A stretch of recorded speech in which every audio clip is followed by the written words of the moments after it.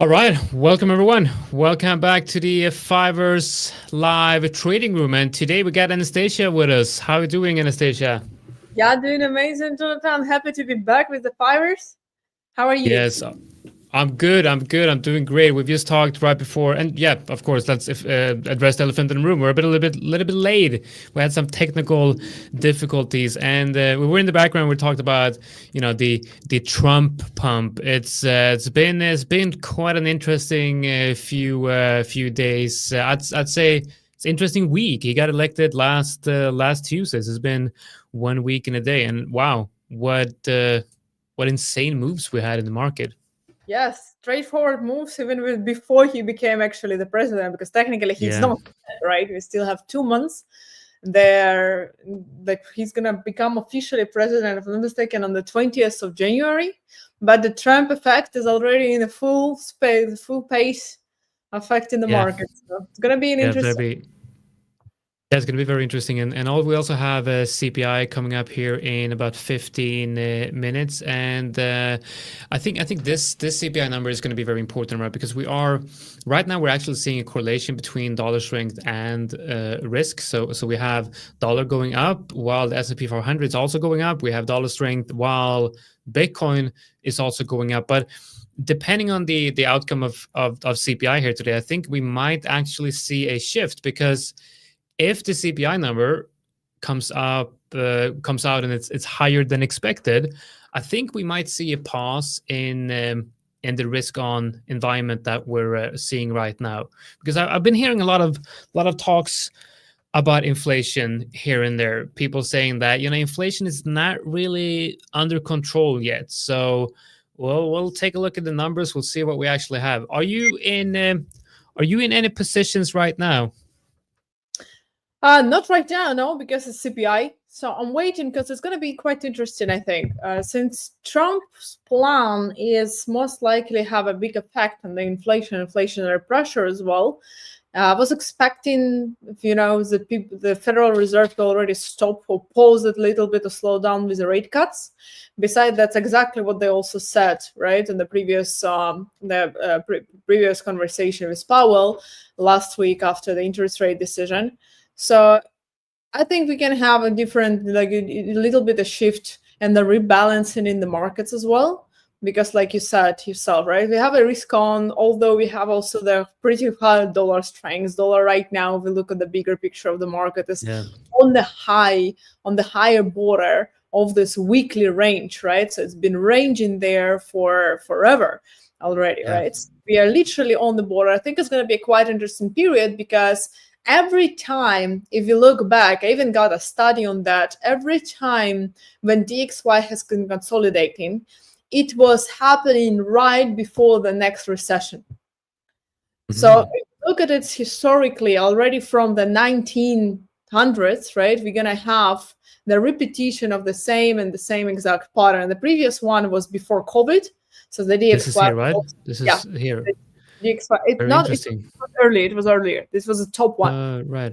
Higher one right here, yeah, the higher one, this small consolidation before the price went Okay. back up. So we also had it before the COVID. We had it in 2007, 2008. We had it for the dot-com bubble, and every time it was complete shift to the economical situation. So I think it's going to be quite interesting to see. And the bottom one that you showed, the consolidation before the price went up, that was before the start of the war. Yeah, that's right. That's right. Before Russia invaded Ukraine, that was also this one, and then dollar shoot back to the upside. So I think interesting things are coming with the presidency of Trump as well. Yeah, definitely. I mean, there's so much uncertainty. When he talked about tariffs as well, the effect that tariffs might have on the U.S. economy. Like some people say, yeah, it's going to be great for U.S. economy, and others are saying, well, maybe it's going to drive up inflation, which I guess might not be very good for the economy, but it's going to be good for the interest rates, right? Because then interest rates are going to be pushed up, and that's also going to drive the strength of the dollar higher. So I think there's a lot of different possibilities here for us to see a continuation of dollar strength. And if the dollar currency index is going to break these highs, we're going to see some massive moves on on the dollar, I believe, and pairs like USD JPY is probably, I mean, it's just flying now. Look at the weekly chart; it's really found a bottom here after the back of Japan intervened here, and yeah, it's breaking out. It's really showing a massive move here to the upside. But the problem then with the strength of the dollar continuing, you would have risk assets like Bitcoin. I don't think Bitcoin is going to thrive in that scenario. Now, Bitcoin is kind of like a beast of its own, but still, it does follow the risk sentiment. So one observation that I made is, and I've showed this yesterday as well, but I want to show you as well here. There's a positive correlation between risk assets and the dollar. So last time we had the election, you had a positive correlation between this. So you have the blue line is the dollar currency index, and then the S&P is the red one. So you have a positive correlation between the dollar currency index and S&P between elections and inauguration. Then after inauguration, the relationship collapses, and you then see this relationship returning, an inverse correlation. And I'm kind of betting on the possibility of this happening this time around, because as you see, there's a positive correlation between the S&P 500 and the dollar currency index right now, like we had last time. So it's interesting. And if the CPI number comes out today, we're going to have it in 10 minutes. If it comes out and there's no change, there's no surprise, I think we're going to see this continuing. The problem, though, is I haven't looked at the range for the dollar currency index back in 2016. Well, actually, I might actually just go back and look at that. That's an interesting observation that it shifted right after inauguration 2017. Yeah. So we actually do see that on the election, we actually did break out quite heavily. I mean, we were in a previous range at that time, which could be marked out loosely like this, right? Yeah. And we did actually break out. So inauguration is here. Yeah. This is where you had an inauguration. And this is where you have the elections. So the dollar currency index actually did break out last time, but then it came back down into the range. So a breakout on the dollar currency index today with CPI or tomorrow when the market has digested the news might actually follow the same idea. And of course, then, the dollar currency index it's basically just the Euro USD chart in reverse. We can open up Euro USD and you'll see that it has like a very, very similar structure where Euro USD is at the lows, right? Yeah. And it might break, lower here. So there's a couple of things that I'm watching today, and we also need to remember that with the Trump becoming a president, he's gonna most likely, right, because the whole Congress as well, majority of it is taken by Republicans too. So it means that they are actually going to be executing the Trump's plan on the high tariffs for the import, and Europe in this period of time also is going to be under effect, because the last time it was mainly China. Now this time it's also Europe, which is going to have a really huge effect as well on Euro USD, because I know that European Union is already preparing for the Trump's presidency and the high tariffs as well, and the potential trade war with Europe, right? So I'm expecting it to have quite a big effect on Euro USD, to be honest, and that's not in a positive sense.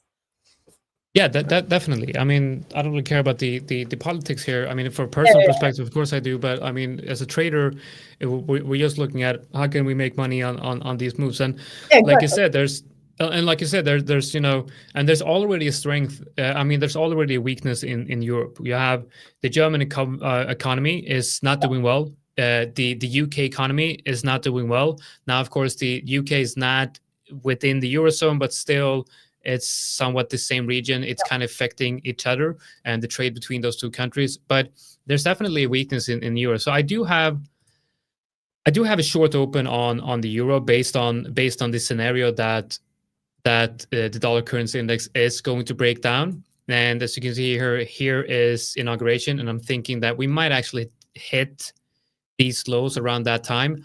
I've de-risked a little bit. I have taken profits on the EU short here, but I'm still in a position. And what I'm thinking is if inflation data comes out higher than expected, I'm just gonna enter at the best opportunity. I'm gonna add to my short, because if inflation comes in higher than expected, the US dollar is gonna break out most likely, and euro is still quite weak. And then gold, I believe gold will continue lower. It kind of have broken the parabolic trend. I'm thinking that gold will continue lower. I've taken about up to like 50 or 60% profit on all of these to make sure that I'm de-risking ahead of CPI. So short gold here as well in that scenario. USD CHF, I'm looking for a breakout on the dollar currency index, which should take USD CHF up to the highs. And then Euro JPY also just looks perfect from a technical perspective. And what's interesting here is the short that I took on EU, I also took on GBP USD, but that one has already hit that TP, because I actually closed it yesterday as well. I had this short, almost similar sort with GU just yesterday. Nice. I got out of it. You probably enter around here with that. You look at the volume profile, right? And you have like that point of control, I guess. Yeah. I was entering it yesterday, this period, and I was exiting it. Let me tell you exactly where it was. Around 20. Maybe you can share. Maybe you can share the chart, and we can take a look at that.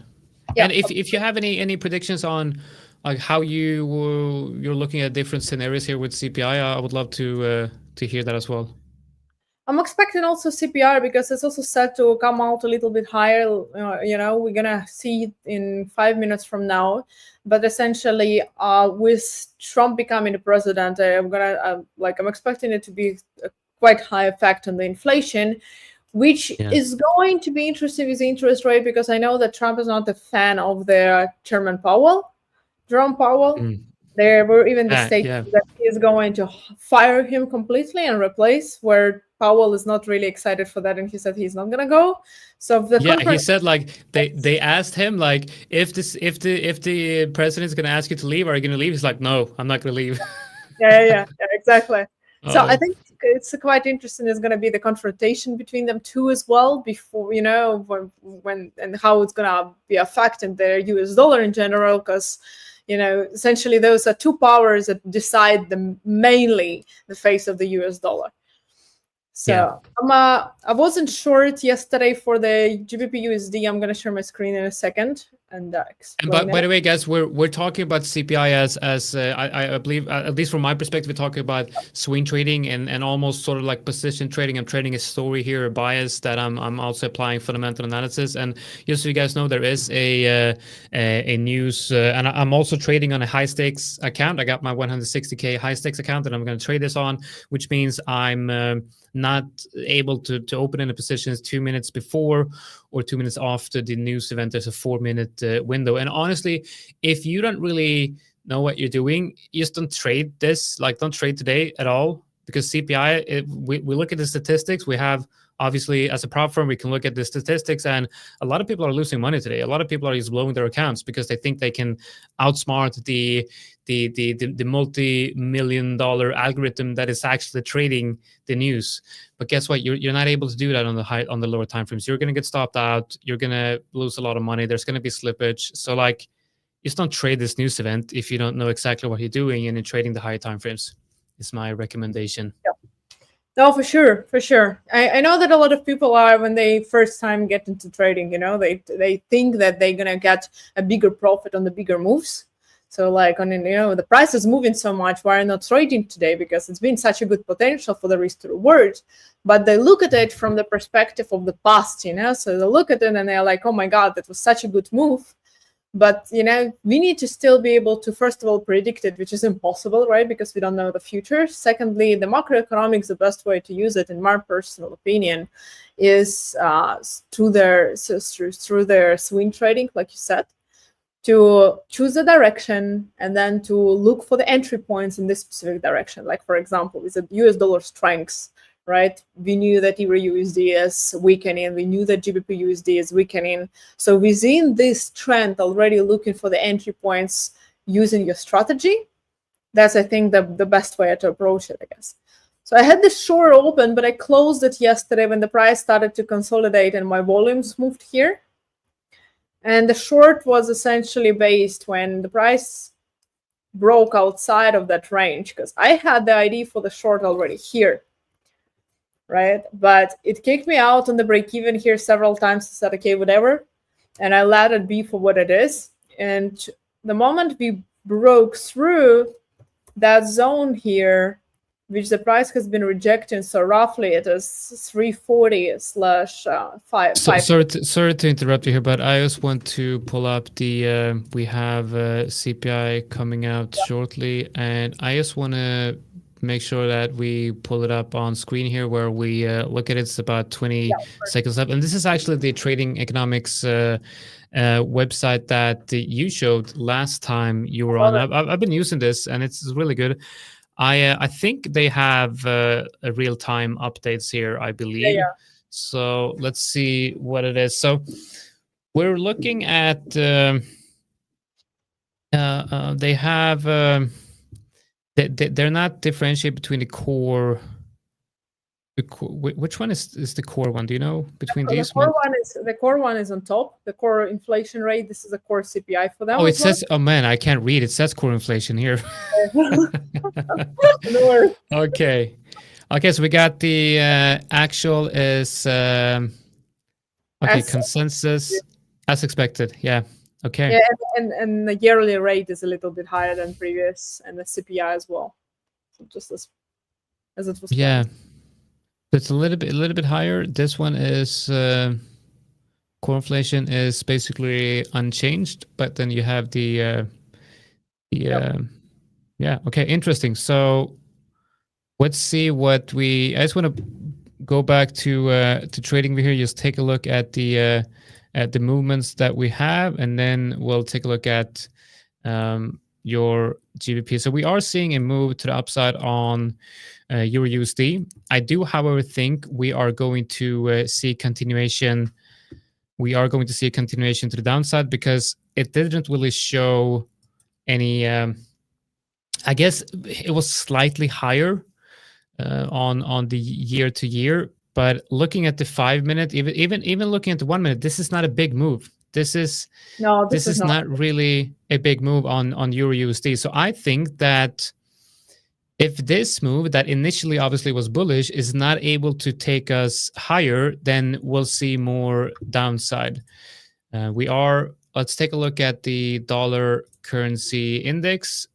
We are, of course, seeing a small rejection here, but I think this is going to get bought up. I think this is one of those scenarios where we have the initial move is a fake move, and we'll probably see a continuation to the upside. So what we see on Bitcoin is probably a move to the upside, which I think if we go to Bitcoin, yeah, we'll see we see a move to the upside. But now, if you are betting on some downside of Bitcoin, now I'm not saying short Bitcoin because this is a massive move to the upside, but if you look at the daily, this move to me seems rather overextended.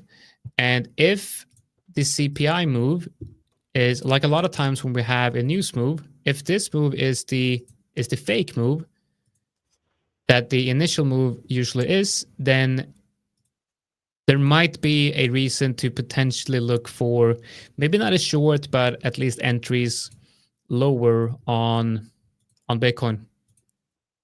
So in terms of the positions that I'm in, it's unchanged for me. I think we're gonna continue in the direction that we did in the previous week. I think we're gonna break lower on Euro USD because the thing now that because we go back to this scenario where there's correlation between dollar and risk, it's still intact. This correlation is still very much intact in my opinion, and we didn't get the CPI number to remove that correlation. All right, let's take a look at GBP USD again. Yeah, I was just entering short on gold. Oh wow, you're shorting gold. No way. Let us take a look at that. Wait a second, I'm gonna pull up my chart.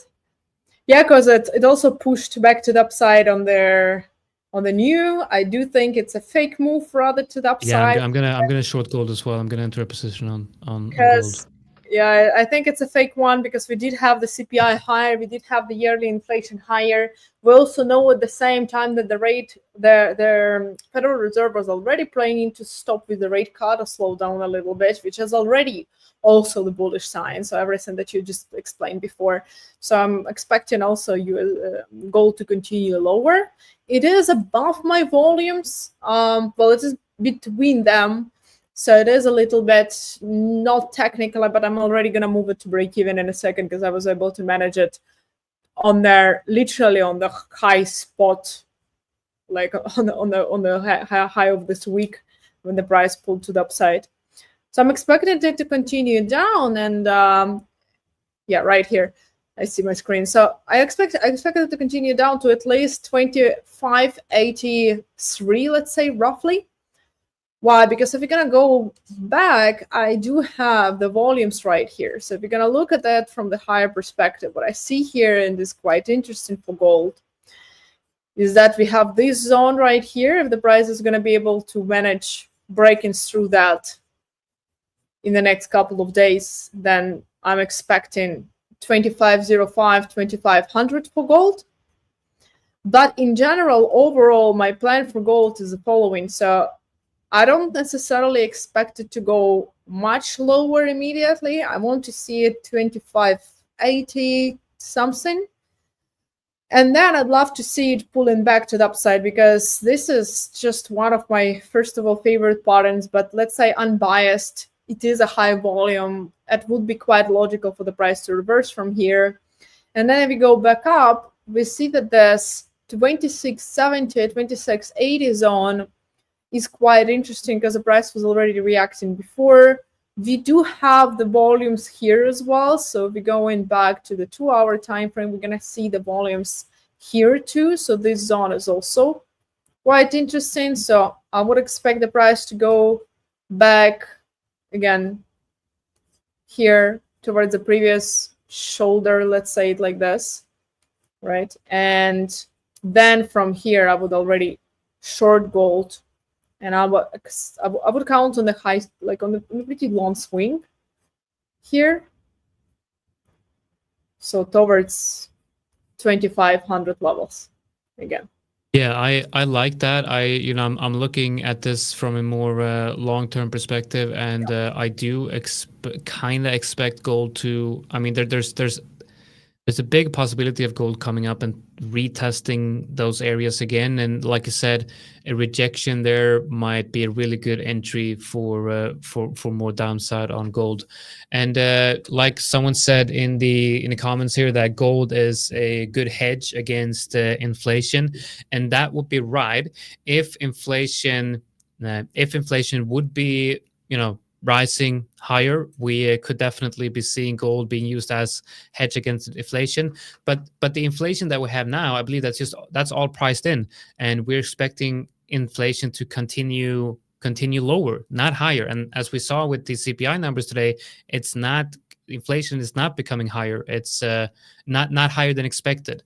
So yeah. I think the Fed is doing its job. So I think people are projecting inflation to be stable going forward and eventually start going down like the Fed wants. And therefore, with the dollar strength, I believe that's a recipe for it's short on gold. But that makes sense. So you're basically looking for a short on gold, just a small short on gold, and taking profits, and then for that move back up. Yeah, I'm expecting. I would like to see it going to 25.80, and perhaps because I have the volume zone here as well. So the price was consolidating here. I had my initial short here, but after this consolidation, I took profits from it as well, because the price essentially just went back to the upside towards this zone here that I had. And now, since we are back on the CPI, I would love to see it breaking through this. And if it does, I'm going to add to my short position towards 25.80. And then I'll already be waiting for the reversal pattern, some confirmations, more maybe volume footprint to see if I can find a long entry. Because obviously, just catching the falling knife, that doesn't really seem too promising, to be quite honest, especially, because I always believe that the markets that are moving down are likelier to continue to move down than reverse. So before entering this long, I'm going to be looking for some strong confirmations for that, because I don't want to be be completely blind, by my own expectations. So the pattern that we're seeing right now in the 30 minutes, I mean, if it takes out your stop loss there and then like reclaims that level, I think that kind of looks like a bottom formation. Would you want to go long up to that level? If the price goes here, you mean? Yeah. Yeah, I'd love to see the pullback somewhere to the zone again, and then definitely I think it looks like a really good long formation. I think it has potential to go lower, but if it doesn't, that's a long confirmation. That's a reversal for me. Yeah, looking at EU, I believe there's going to be like it's the perfect recipe for trapping a lot of longs here. For EU. For almost everything, like especially with EU, because like you see here, it looks like it wants to push higher. Yeah. But I don't feel like there's any great reason to do so. Yeah, I had my exit for the short already on 0.59, a little higher, but 9.35 was the level. Because if you go lower than like on the left side, that was this consolidation here, and the previous one as well. So it was quite a lot of volume in these areas too. So using volume profile, we can also see it right here. This is a zone that I was expecting EU to reverse from, and previous zone just at the same levels too. So I see that it's quite logical for EU to reverse. That's also why I didn't short it yesterday anymore, because for my taste, we were too close to this level already.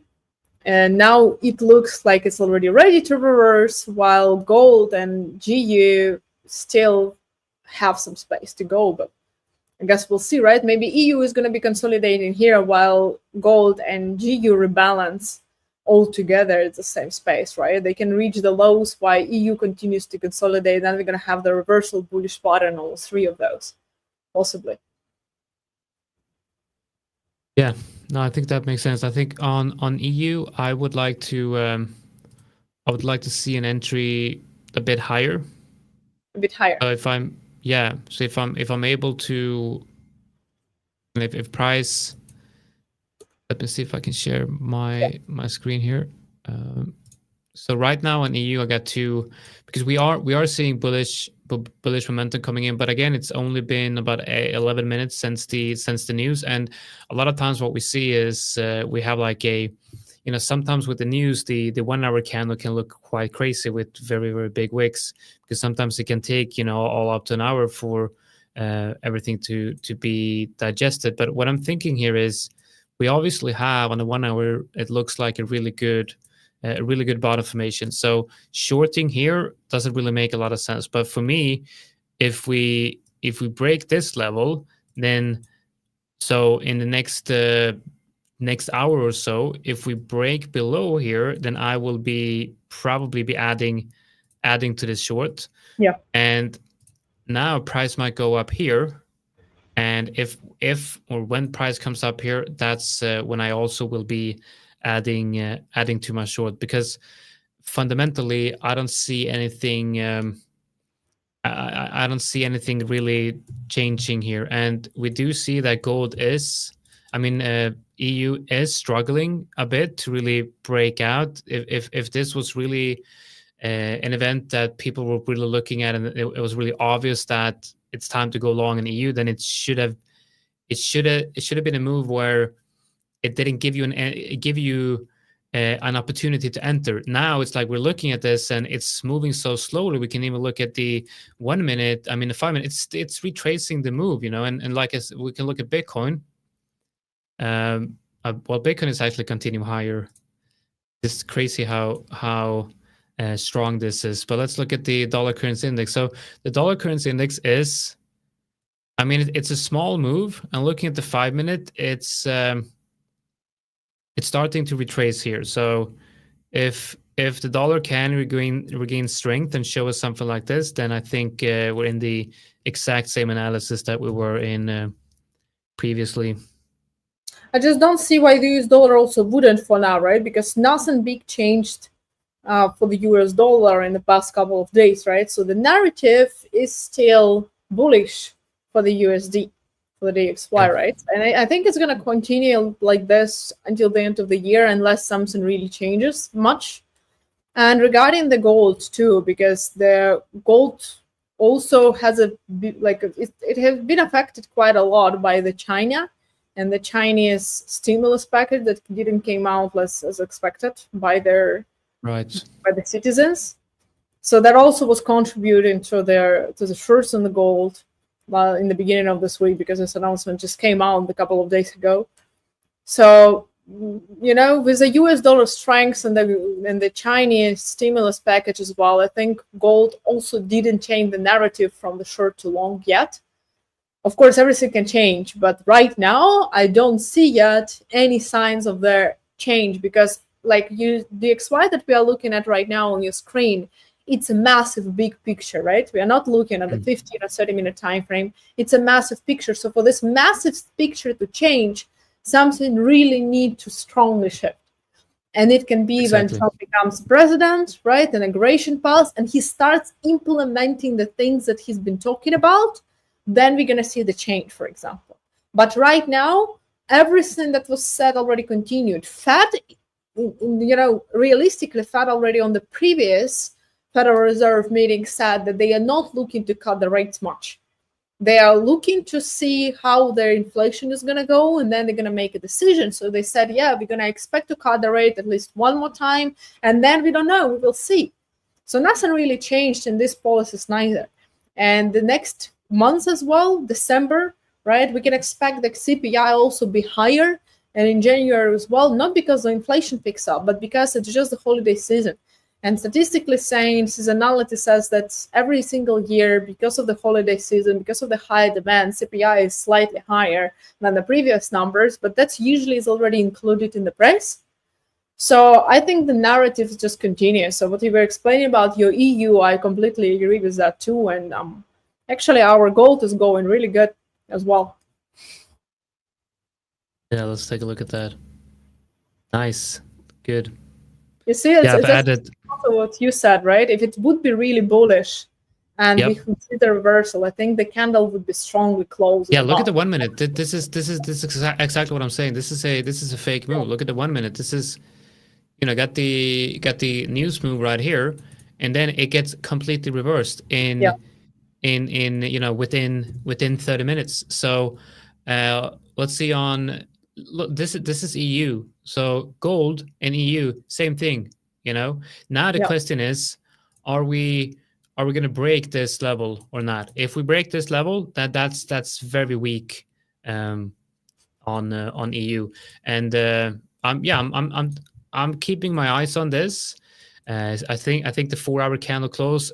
We got 12 minutes here. Anything can happen. But if for some reason this 4-hour candle, closes as a bearish candle or just closes below that level, this is very, very bearish for EU. But we never know. Anything can happen. And I mean, if you zoom out, look at the weekly, it's massive support. We should expect some type of reaction here. I mean, we should expect some type of bullish reaction here, just like we probably should expect some type of rejection on the dollar currency index. But like you said, this is a long-term play, and we're looking at the weekly right here, which means if price goes down here and then back up here before Friday, we're not even going to see that change in price on the weekly chart, because it's within the same candle.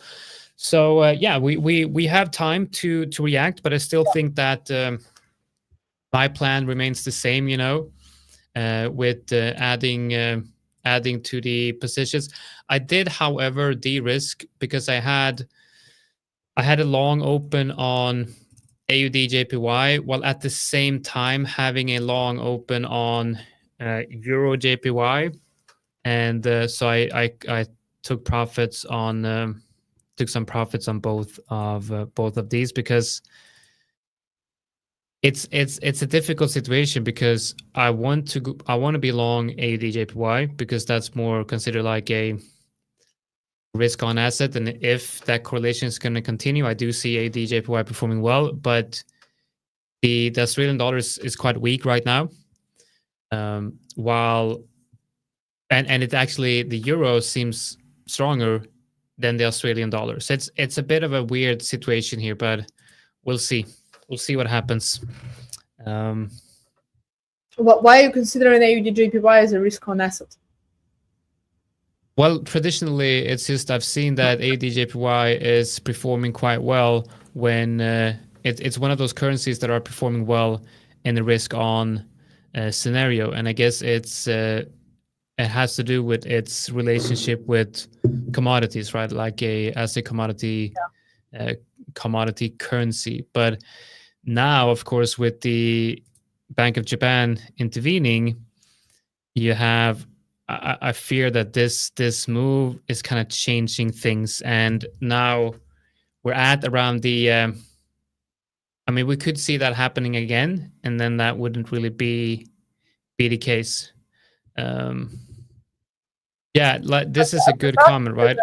Yeah, I'm just asking because I don't trade currencies beside the major ones.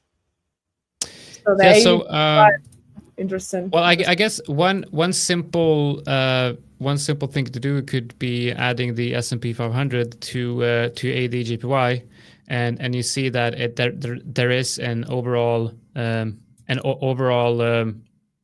correlation here with the S&P 500 and AUD JPY.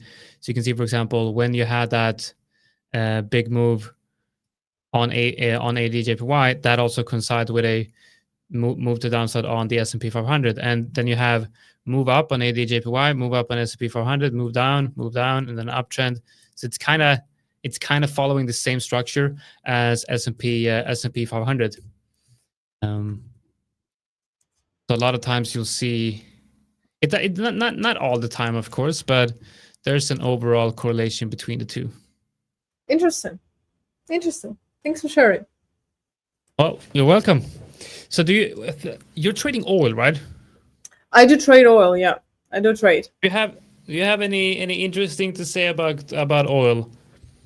I think it's going to be quite interesting because Trump is there.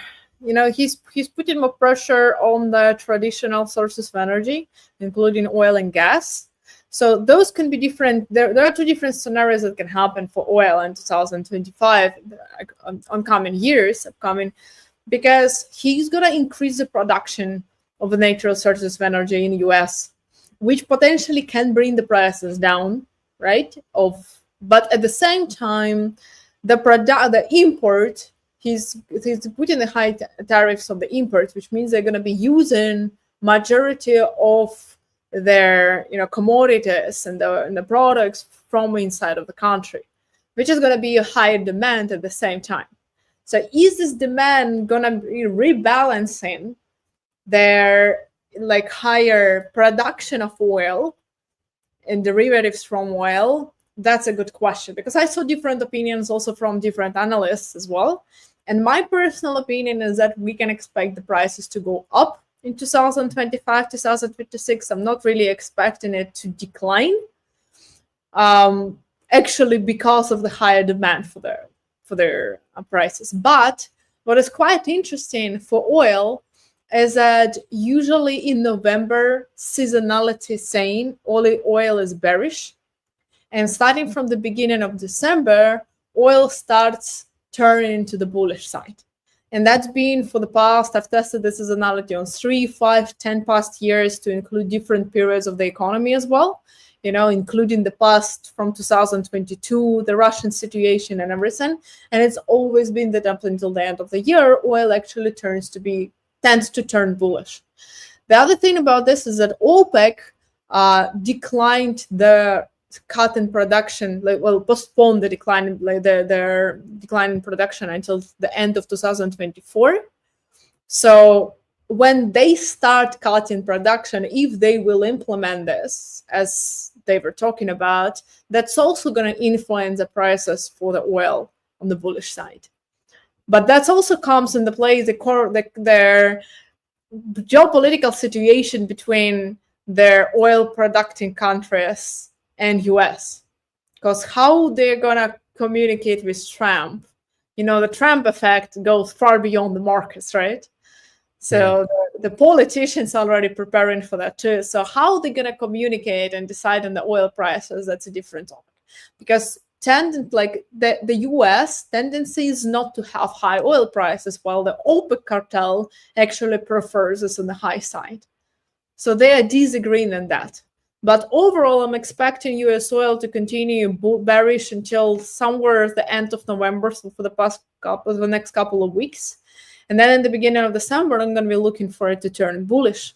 And this macroeconomic overview that I had in seasonality patterns, they combine perfectly with their technical aspect. Because if I'm going to turn everything off here, we had this consolidation. That's exactly what is right now posing the prices in oil.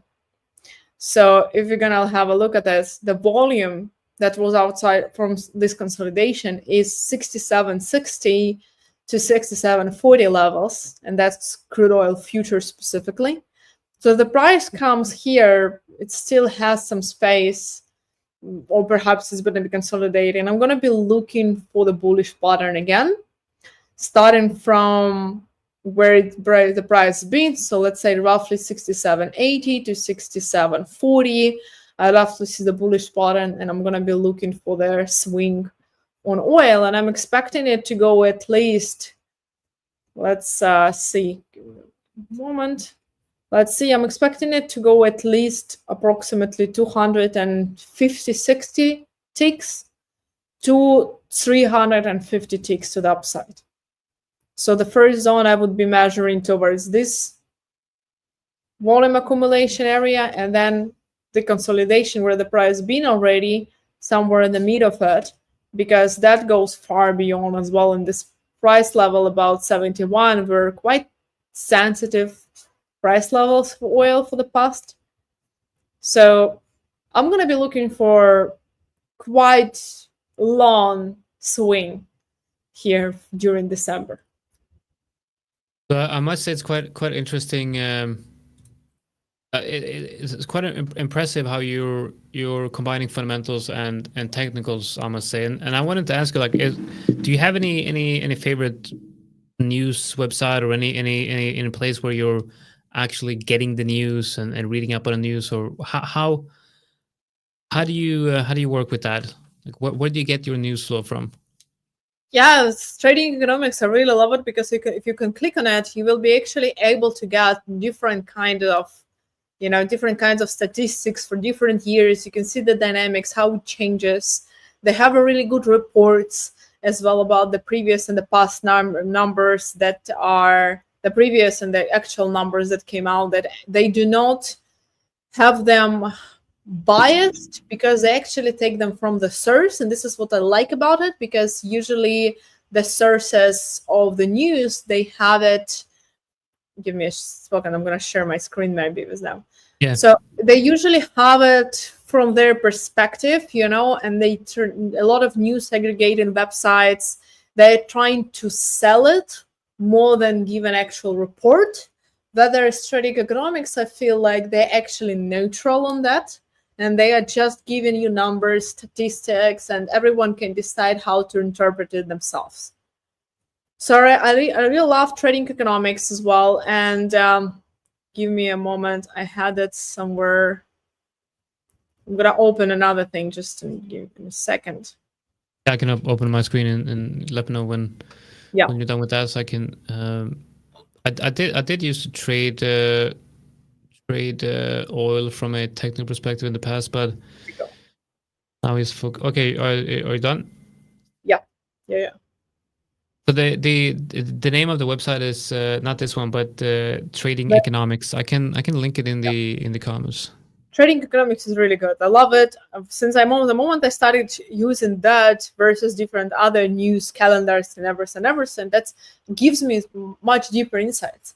And I've learned about it from one of the fundamental traders as well that I was learning from a couple of years ago, and he gave a lot of different websites, but that was the one that still combined majority of the things together. And another one that I'm using is yardeni.com. They also have the calendar, and you see that they have a little different perspective. So I would say this is specifically for those who are interested in macro and the swing trading. Because if you compare it to the Trading Economics calendar gives you the information on everything. You can also choose it by different countries, that depending on the asset that you trade. What I love about this is also that you can filter it by the different sectors of the macro data. So if you specifically want to learn about labor market, you can click on that, and it's going to give you different, parts of the labor market, which is, for example, initial jobless claims, right? The whole non-farm, then every single week jobless claims, different countries as well, unemployment rates, and so on and so on. If you are interested in, for example, prices and inflation with the CPI that came out today, it's here. And you can see the dynamics. You can see how it's been changing as well. You can choose their period of time that you're interested to test as well. So it's quite easy also for day-to-day use, but also for back testing certain news events, seeing their effect on the market, and so on and so on. And Yardeni.com, they only focus on the US market. So that's only for the US, like everything that is connected to the US economy. But they are very good because they have their own research as well. So if we click on the CPI, that was an October one, but they have a whole bunch of different charts and correlations, right? Between the CPI and recessions, for example, correlation, right? You can see how the CPI reacted before the recession and when the recession started. So you can build your understanding and your own forecast about how different things are gonna go. They have also been divided by different parts of CPI, for example, that can have bigger or less meaning depending on the assets that you trade and their purpose that you're using it for. So that's more like a swing trading approach, and the long-term investments. It's good for determining which period of time we're in right now, risk on, risk off, where we are heading, and so on and so on. So that's really good. Nice. Do you know about Financial Juice? No, never heard about it. What is it? Okay, so I'm gonna show you here. This is another news website. So this is what it looks like, and it has it's pretty good when.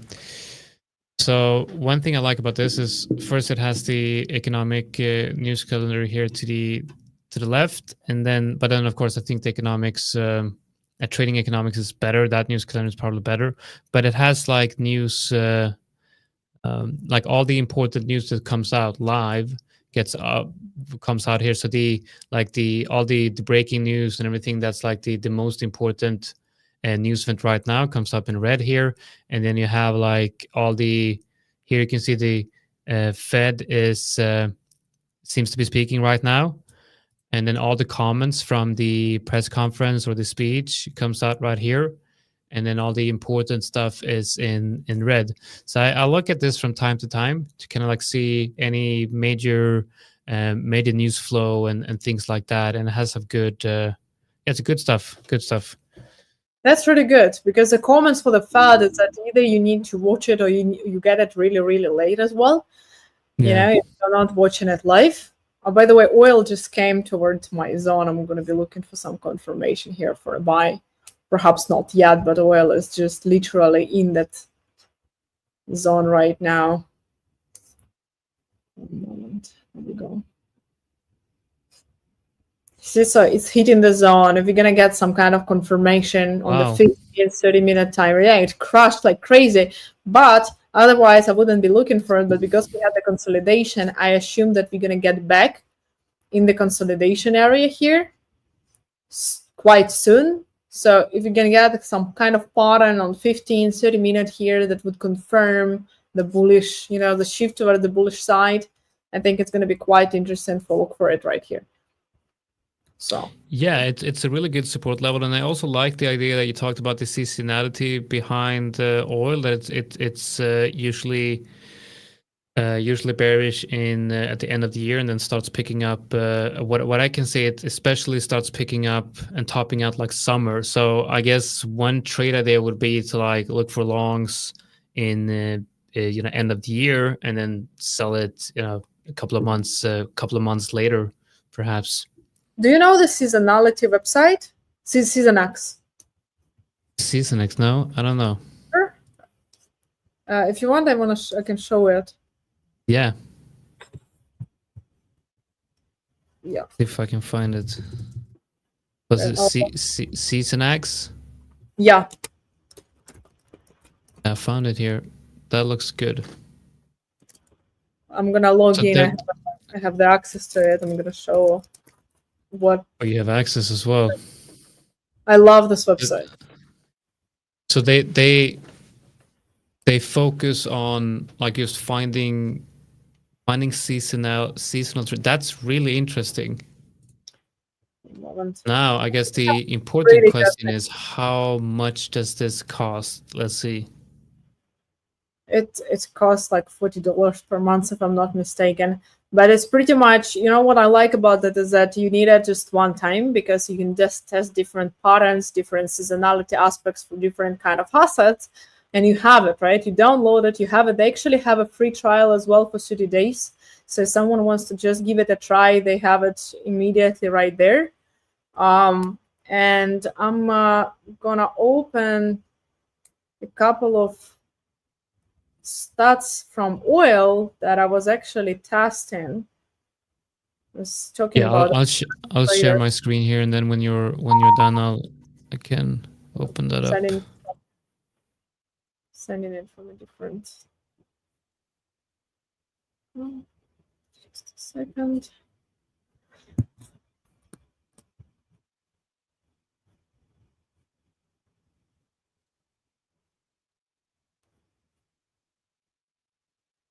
There we go. Yeah, I'm good to go. Let's so see. That's that oil, seasonality, and again, I've looked at it from different perspectives as well, from different time periods. So this is a pattern for oil from the 8th of December, approximately till the end of December. So the beginning to the end, that's what I talked about.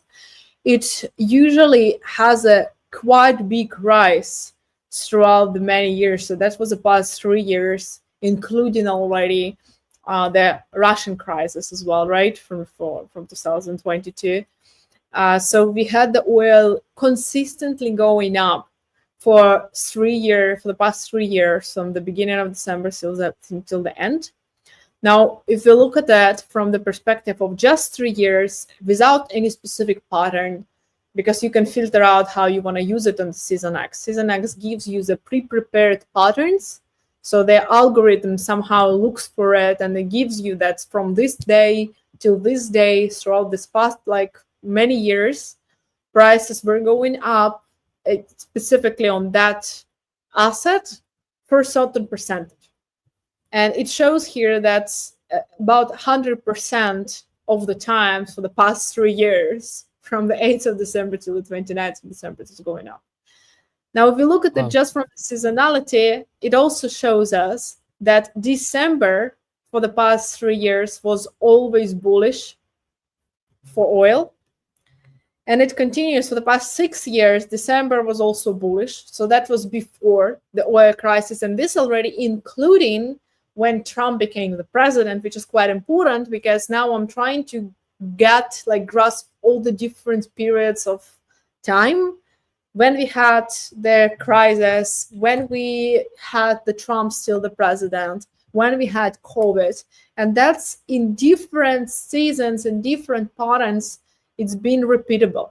So the past 5 years, the same pattern occurs again, right? So also till the end of December, the price usually goes up. And November, if you're going to have a look at it, was quite bearish for the past 3 years, was also bearish for the past 6 years consistently. So that's why I'm expecting the price to still perhaps consolidate or be at this around this lows, right? For the end, like till the end of November somewhere. And then in December starts picking up. Add to this that OPEC is about to cut the production. At least they've been talking about it for a while in the end of December, which is most likely going to also boost the prices for oil. And all of this is before Trump actually gets inauguration. So before he starts implementing, his economic plans. So now, without actually having this as an effect, the patterns, technical aspect, and OPEC approach together are likelier to give us higher oil prices in the next months. So I'm looking at it from the perspective of the next 2 months, for example, until the inauguration of Trump. Wow. Okay. So yeah, this is very interesting. Now, one idea, I guess, you talked about the OPEC potentially increasing production, right? No, cutting production. Cutting production. Yeah. Okay. That would increase price, of course. But yeah. Would it be possible to see like what happened, like test that? What happens when OPEC cuts production and kind of like overlay that to something like this? Because then that, but that's a given. I mean, I guess it's always going to increase the price when they cut production. Don't know how to put it on that specific Seasonax patterns, but what we can do is to place the periods when OPEC decided to cut the production on the chart, and then use the Seasonax to filter out this specific time periods to see if it can find specific patterns. But from what I've seen about OPEC for the past couple of years is that it always boosts the prices of oil. Yeah, exactly. Because OPEC controls the biggest part of oil until US stepped in and they increased the production as well. This a little bit balances it out, but usually OPEC has such a big cut in overall oil supplies throughout, like in the whole world, that it always boosts the prices.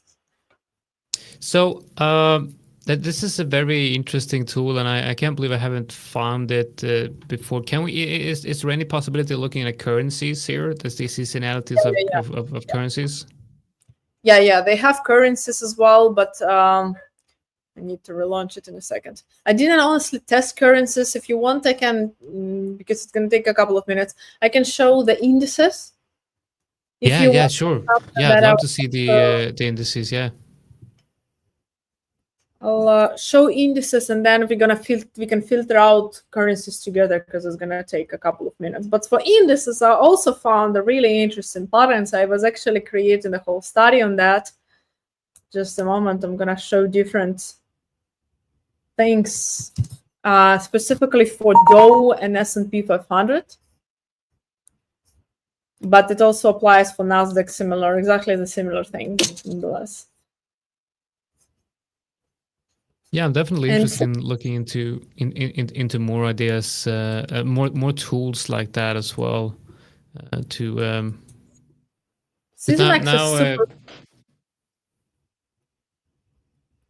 Now, now I'm looking more into now with the trades I'm in now and the seeing how the markets might be starting to trend in a different way than it's been this year. Maybe coming up now with the dollar maybe breaking out, we're going to see some quite heavy moves and directional moves. I think it's time to look at entering swing trades, and having tools like that definitely helps to create a story.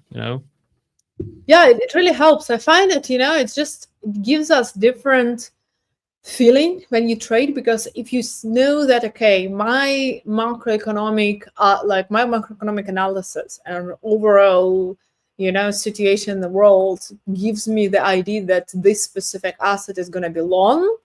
It eliminates this doubt for me waking up every day and thinking, okay, where am I going to take it down or up? Should I short it or should I go long on this specific asset? Because if I have the idea that overall it's long, I'm saying, okay, I'm just not going to look for short at all.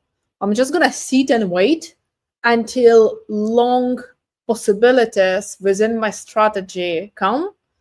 And by this, I'm eliminating the doubt. I'm eliminating unnecessary moves in the market where I'm just taking a lot of trades because of the unknowing the direction, not being sure about direction. So it gives us kind of feeling of peace as well when you just know what you're waiting for, and it makes it easier to just be patient, I feel like. Yeah, when you have like a story and you have different scenarios, and then you say like, okay, if scenario A gets activated, I'll go long, or if B gets activated, I'll do nothing. I think it's just the same when it comes to day trading and trading at lower time frames without fundamental analysis, because you have different outcomes, and then you wait for each of these outcomes to get activated. With fundamental analysis, it's basically the same thing, but instead of technicals, you're waiting for a specific event to happen or specific numbers to get released. Yeah, and it's just less moves and more money, I feel like, in the market, right? Yeah. Because we are not constantly, stressing out, being in and out of the trade every single day 10,000 times, right? You just know your stock market set and you just follow it. So that's the study that I made on Dow Jones and S&P 500.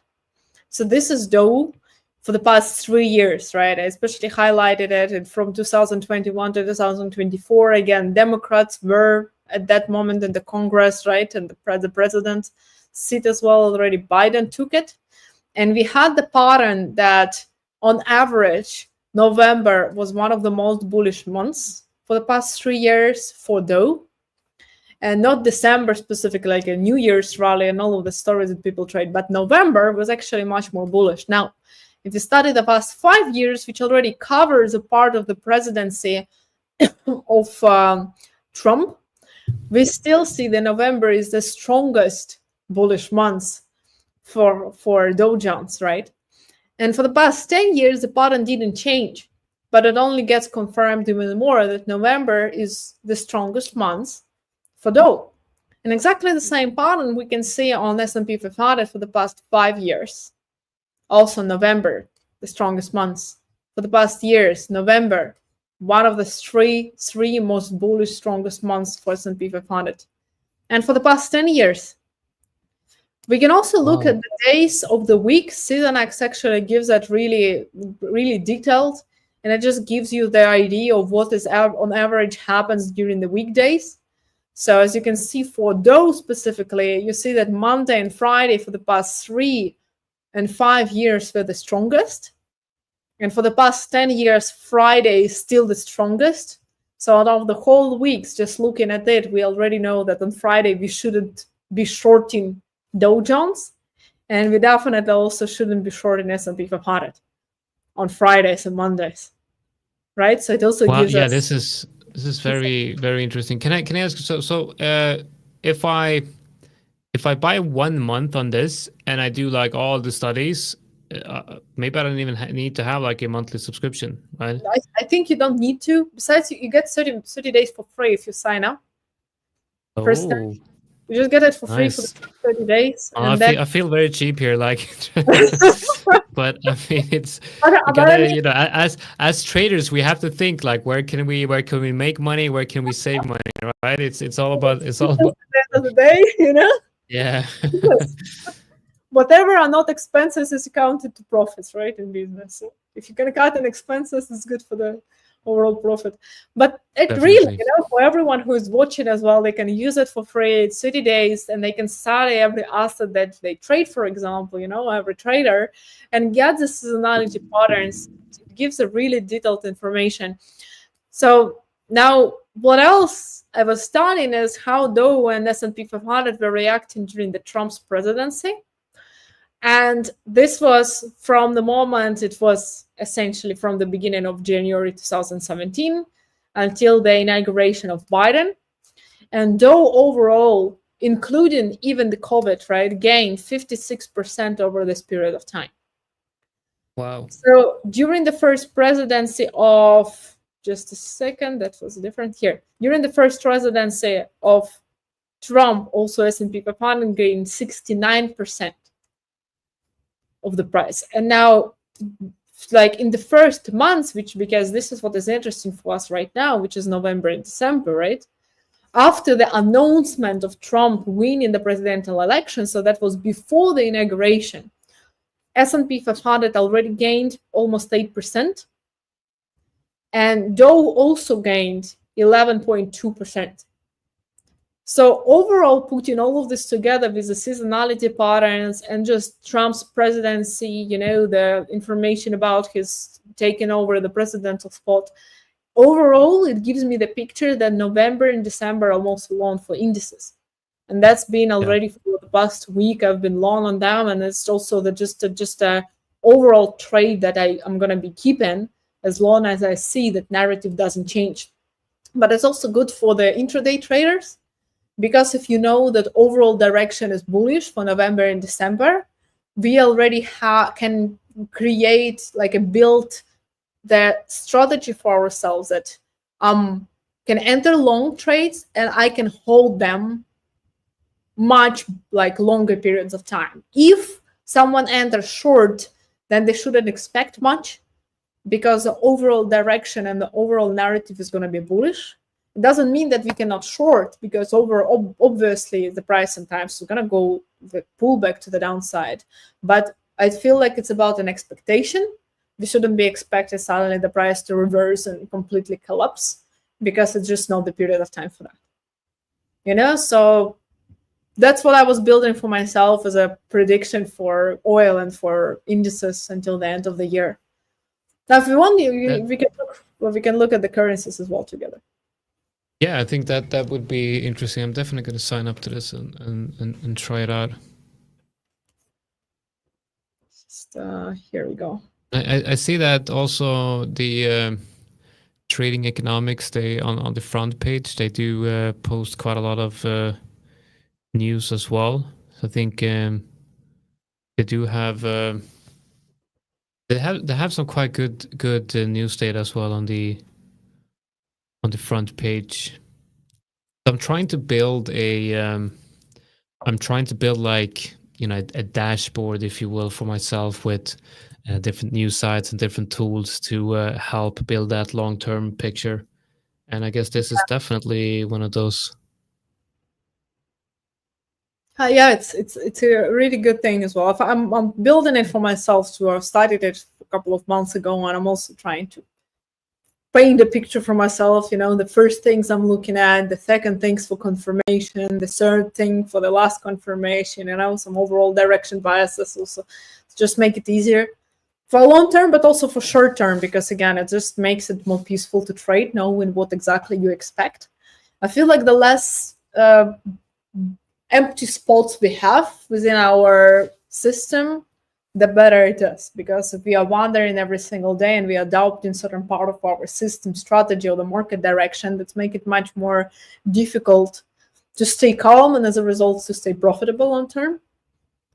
Yeah, and also with we have the technicals in place, and when there's confidence between technicals and fundamentals, I think that's really where you have the ideas, where you have convictions, where you can go in.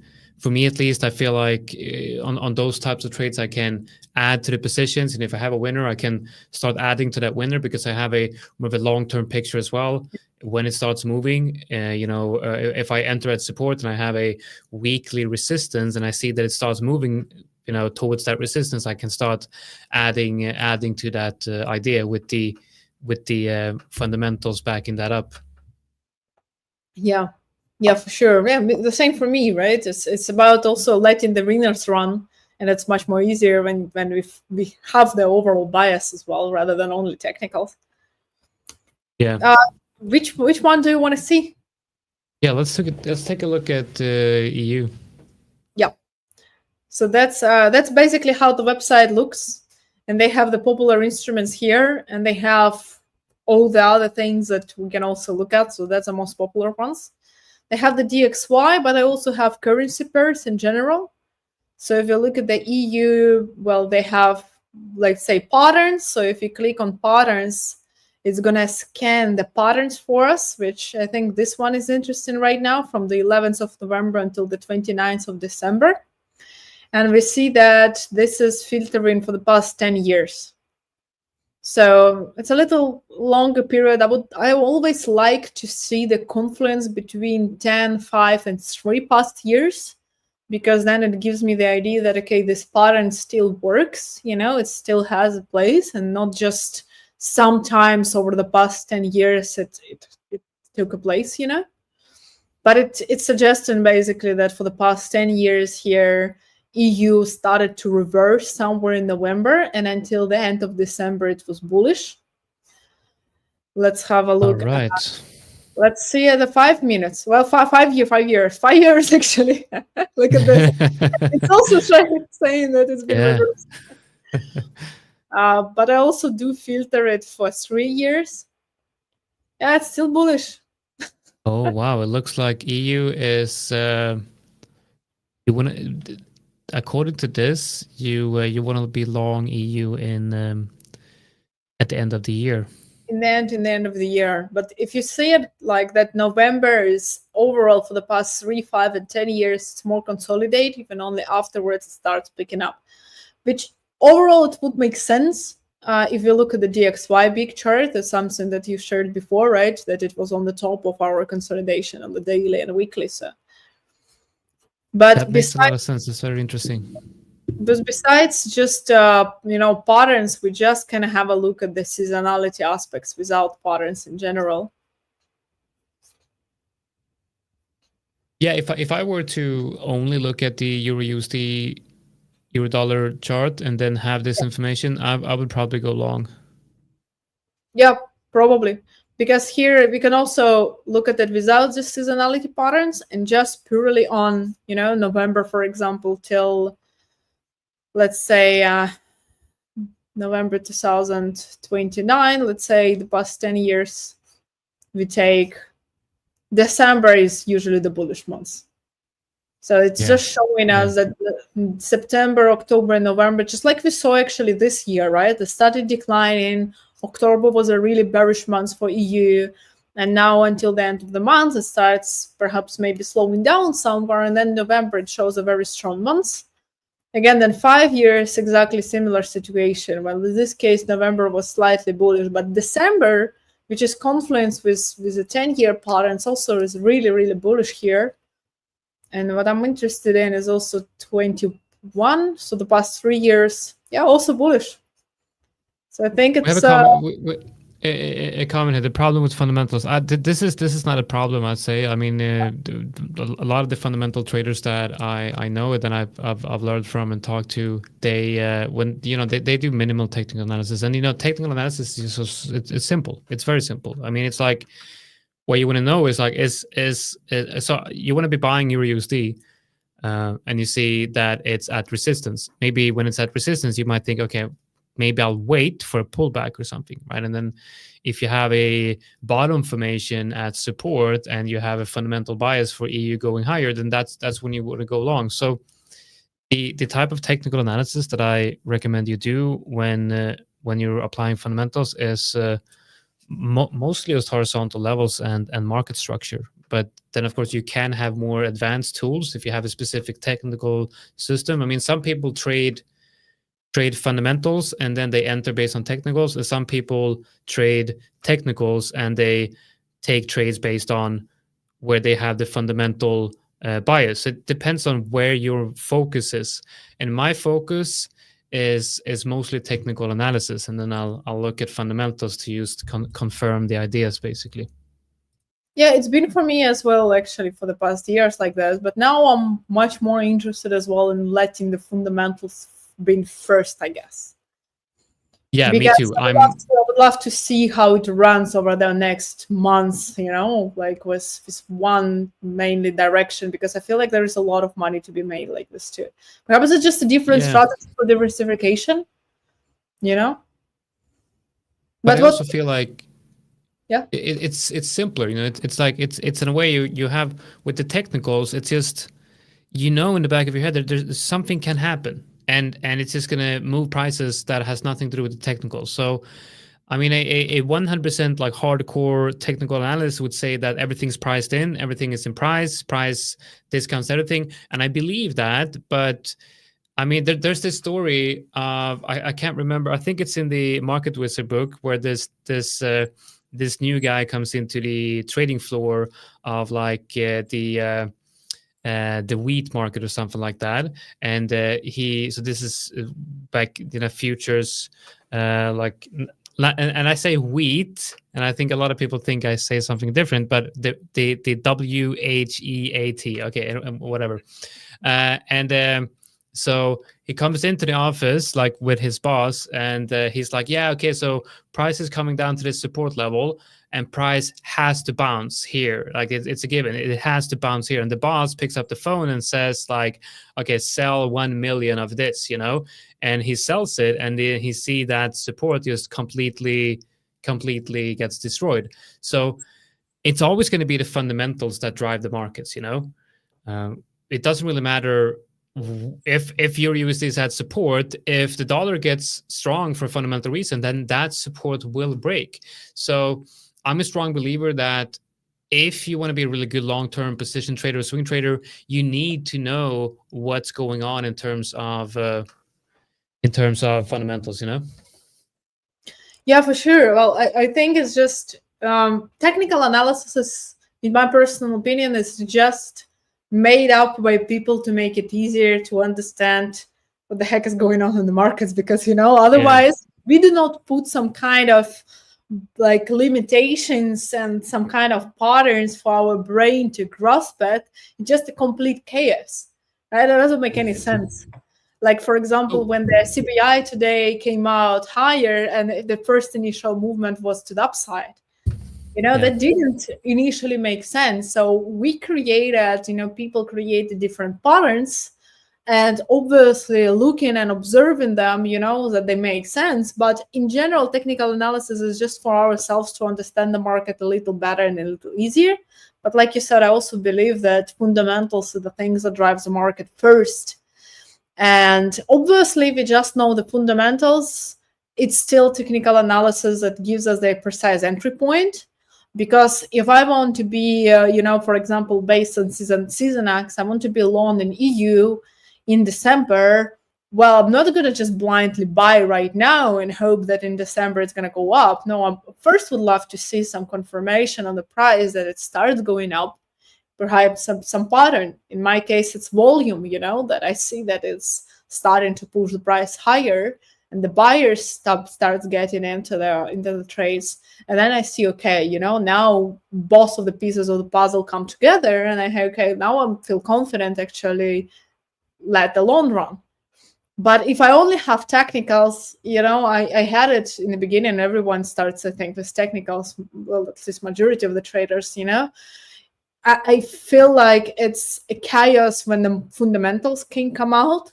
And this is why a lot of traders just try to stay away from the metal fundamentals at all, because they just don't understand that enough, and they don't feel comfortable enough to trade through them, because the trade is just purely based in the technical analysis. But there's also cuts in our profit potential, right? Because it's only as much as the trade can run from support to resistance, or from one technical confirmation to another. But what if there is a much higher potential?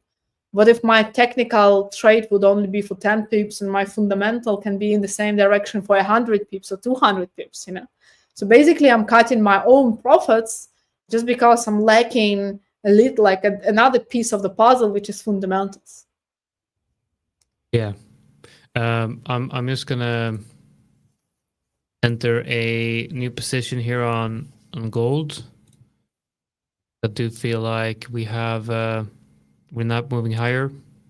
Yeah. And I feel like we're about to go down. We have also looks like we're. Let me just put this in here so I can show you what I'm doing. I'm adding to the gold short, and then let me bring up my chart here. So let's take a look at that first, and then I want to ask you about that website again. Wait, is Bitcoin breaking out? Holy shit! It's in all-time highs again. This is insane. Wow.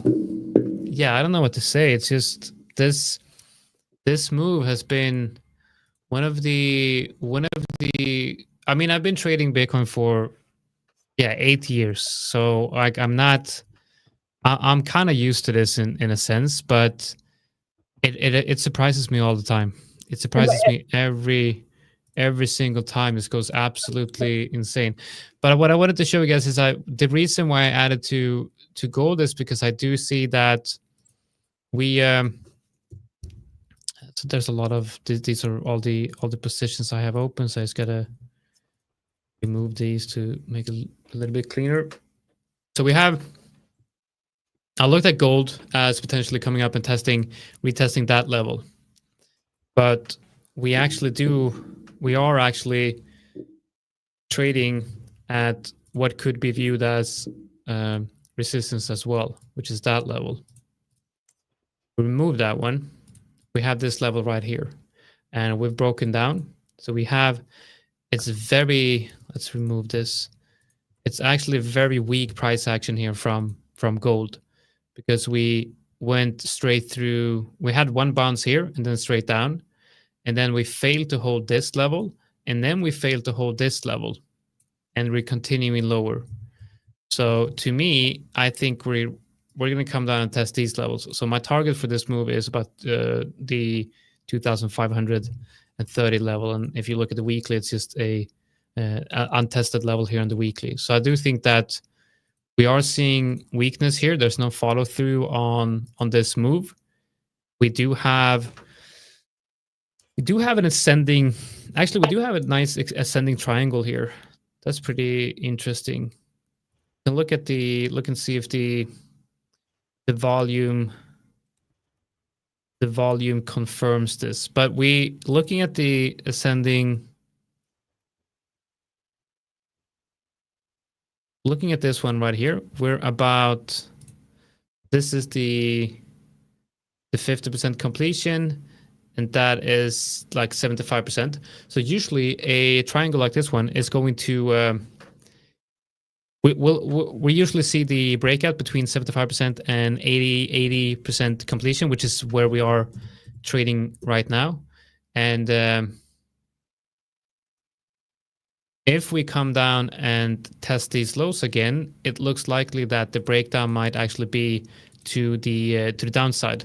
And if we get that breakdown, and I think I read somewhere that statistically this pattern is even though it is a continuation pattern, and a lot of times it's a bullish continuation pattern, but here obviously it's in the context of this trend.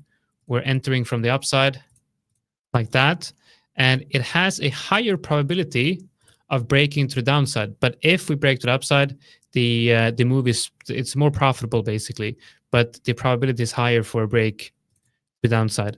So it's going to be quite interesting to see what we get here from gold. But considering the 4 hour, considering the daily, it looks like we lost support. I do think we're going to get a move to the downside. Now, adding to this, it means that I'm just adding 1 unit of risk, and it's basically just a 1-to-1 risk to reward for this one, but combined with that, it becomes like 2R or something like that.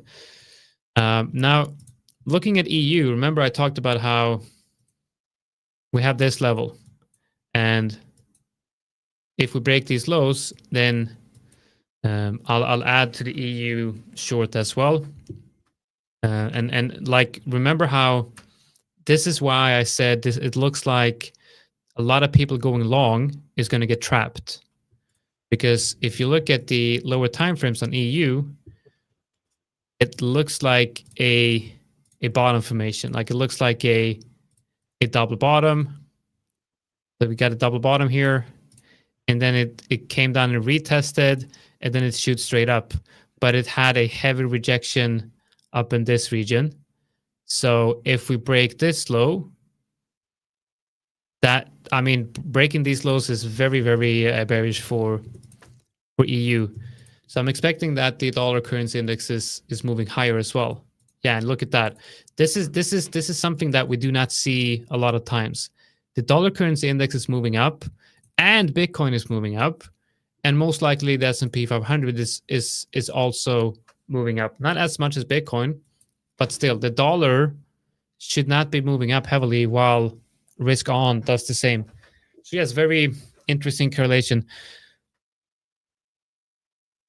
I wanted to ask Anastasiia, is there any other things to look at on the Seasonality website? Is there any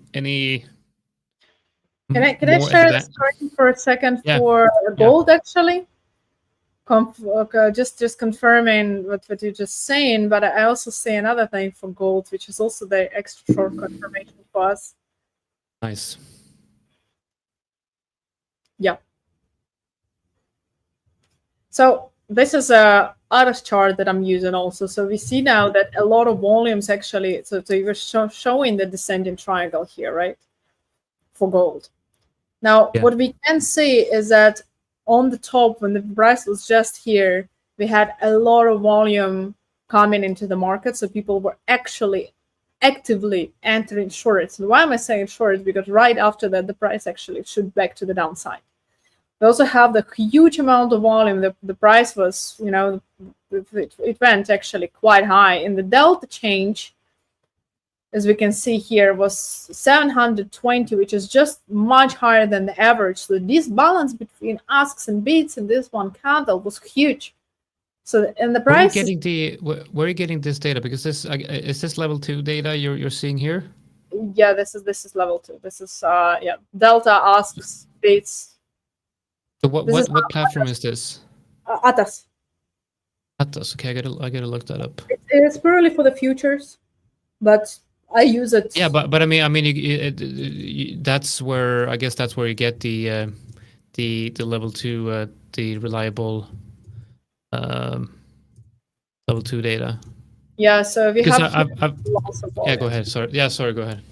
No worries. So we have this lots of volume here, and the price holding on below that is also the extra confirmation for us that it's most likely going to continue lower, because overall, all of this consolidation, we did not have such a huge amount of trades and activity from the market participants anywhere else, just on the highs. So this level is most likely to be holding the price down, and most likely the traders who are actually entering those sells are not going to let the price just bounce back to the upside. The same as here. This is just an extra confirmation for the same zone. The price came back to the upside until those cluster volumes and went back down. And this cluster volumes were essentially what was holding the price all this time. And this was just an extra confirmation. So I actually added to my gold chart as well when you were saying that. So I had one on CPI and I had another one a little bit lower as well when after the price formed those volumes and started going down. Nice. Yeah, it does look like we're starting to get. It looks like it wants to looks like it wants to break lower here. Very nice.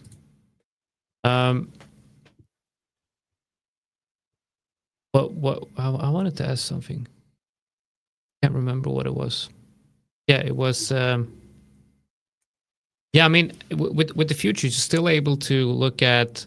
I mean, if you're gonna get level 2 data on the futures market, I mean, the data that you're getting on the euro futures market is obviously going to reflect probably the spot market in Forex as well.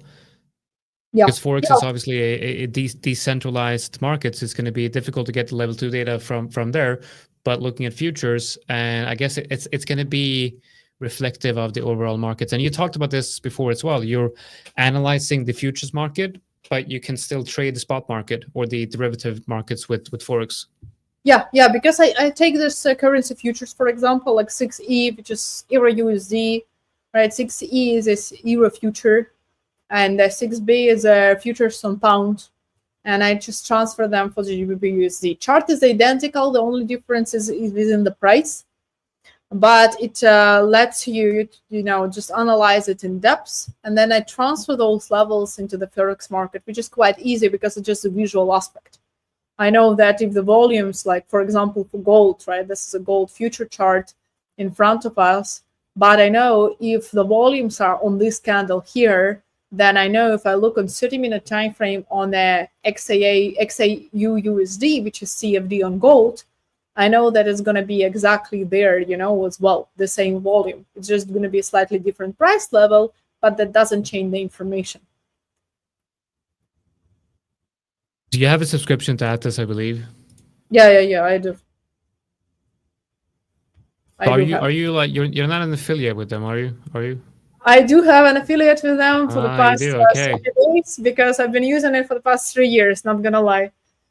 Nice. Okay, so guys, also with the giveaways, what we're gonna do today is we're gonna send everyone over to Anastasia's Telegram. Okay, and then we'll do the you're gonna give away 2 accounts this time. So yeah. we're not doing an account here. We're doing a 2 account giveaway over at Anastasia's Telegram channel. So everyone who is joining here for the giveaways, you have to go to the link in the description. So you have it's the very first sentence in the description. It says the link to your Telegram, and then we'll set something up in there. Okay, I think that sounds like a good deal. And the cool thing about that is you'll be able to get high stakes account. It's not only going to be a boot camp like the usual. You'll get a high stakes account, and the high stakes accounts are pretty cool because you have a insane scaling plan. Every 10% you double the account. So every time you make as a 5%. Yeah, it's pretty cool. So I'm when I get to my 10% profit target, I'm gonna have 320,000 in the account, in the trading account, and then the next 10%, that will be 6,400. I mean 640,000, and then the next after that, it's over 1 million. So it really starts compounding. It's pretty amazing. And I was also thinking that because you're an affiliate with Atlas, you can probably share that in your channel for everyone who's interested in that platform. I'm interested, so I want you to share it with me privately after the live stream. So it happened. Someone said I'm a brand ambassador with them. Actually not. I've been trading with them for 3 years, but at some point I posted my charts and people started to ask, and I said, hey, why not? So I've been with them as an affiliate for the past 2 months. But anyway, they're going to have a huge giveaway one of the next days for the Black Friday. It is going to be over minus 50% or something. So if someone is interested, it's worth waiting until that moment because it's going to be a huge discounts as well for that. And I just love them because that's how I also started to get into futures, because before I was only with CFDs. But I use Atlas to analyze futures and then trade with the 5ers, for example, on the CFDs. It's exactly the chart is exactly the same. The difference is only in the amount of information that we see. TradingView, I feel like it's great. It's very user friendly. It's awesome, but I'm lacking a lot of viewing what is actually happening from orders, from what other market participants are doing. So, this just gives me the extra confirmation, extra confidence, and okay, what I see actually is what is happening. Because sometimes, in the past, I felt like, okay, this is what I see, but then I look at the same trade later on, and I'm like, well, I was definitely biased by my just own opinion, and I missed some information, which just futures, they don't let me do this as easier as without them. Yeah.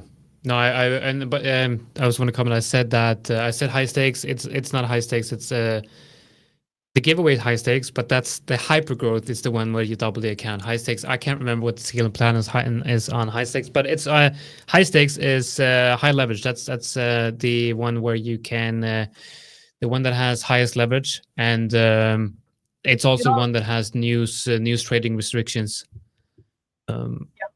Is it? But And high stakes is the one that is also increasing your account by every single 10%. So every yeah, time we got scaling plans for.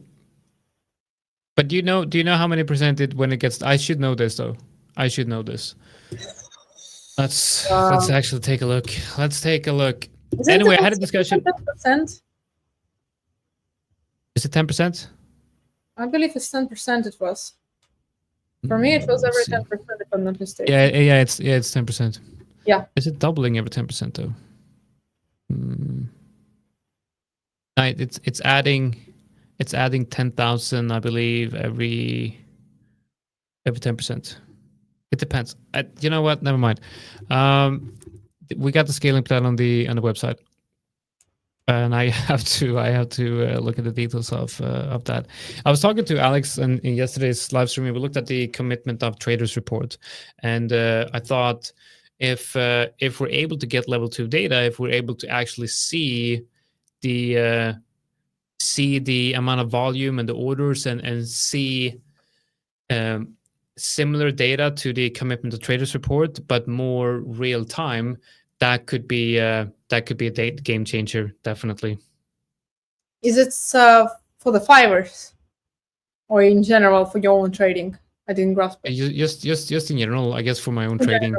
Yeah. This is really good. That's something that helps me. They also have different kind of settings that you can look at, the DOM, the smart DOM, tapes, and all of this, because people do different things with futures, right? They like someone is tape reading and like looking at the depths of market, and I know that a lot of people do it with crypto as well, so that's also that we have a comment here. Is news trading worth it? So I think what you were asking with news trading, it's not worth it. You're probably thinking, trading the actual news event, and no, I would not do that. But so when I hear news trading, I hear trade the volatility that comes with the news, and that's almost always going to be a losing game. But I think especially if you're scalping it, that's almost never going to work. We can look at the moves that we had today. Oh, looks like gold is breaking down as well. Nice. It does. Nice. It's going. Your Euro USD is going also. Really? Let's look at that. Wow. Yeah, it is. My USD CHF long is looking good as well. I can't believe that it actually seems like the bias is playing out. Yeah, let's hope so. Could be making a lot of money in the next few weeks if it plays out. All right, Anastasiia, we've been live for quite a long time here, but it's been a pleasure. It's been really interesting to have you on and to share your tools here and look at your ideas. It's always it's always very very impressed with the level of knowledge that you have when it comes to fundamental analysis and technical analysis. It's quite rare that that you find someone who has both those qualities, good at technicals and good at fundamentals. And so it's very interesting to have you on and to talk about both macro and technicals. So I do hope that we can do a session like this one again in the near term future. Thank you so much for inviting. It's always a pleasure. And it was quite interesting conversation today as well about different aspects. AUD JPY actually surprised me a lot, so I've learned that. I'm gonna look into that too as a high risk asset for the risk on that perhaps maybe is gonna still be there, considering the whole Trump situation. So, and I really love the fact that we are aligning with the gold as well analysis. It looks really good. That's pretty good. Excited for the EU to see how it's going to turn out in December too. Yeah, so that's going to be very, very interesting to see how. I do hope that everyone who was watching also learned a couple of things today and it was useful. Hopefully they learn a thing or two. Hopefully they learn not to trade the news event. Well, I think we're gonna end it here. I just have to take a quick look at Bitcoin. Wow, it's $91,000. It's getting close to the 100K. This is one of the most craziest, not the most craziest move, but it's I'm always surprised by it. But yeah, it's insane. Guys, with the giveaway and the link to the giveaway, what you have to do is you go to the Telegram channel for Anastasiia, and then she will have instructions. We'll set this up after the live stream, and then you'll Sorry. yeah, that's the signal. That's the signal to end the live stream right there. Alert. Sorry for that. No, it's okay. It's a beautiful way to end it. We have to do that every time now. Like we have to have some trumpet sound or something like that every time we end now. Do the yeah, okay, guys. I'm getting tired. It's time to end the live stream. I'd like to thank you all for joining this week. And do you want to join next week as well, Anastasiia? Oh, I'm flying to Japan. Oh wow, really? You're gonna intervene with the Japanese yen? Japanese interest rates. you're gonna have a talk with the Bank of Japan. Yeah.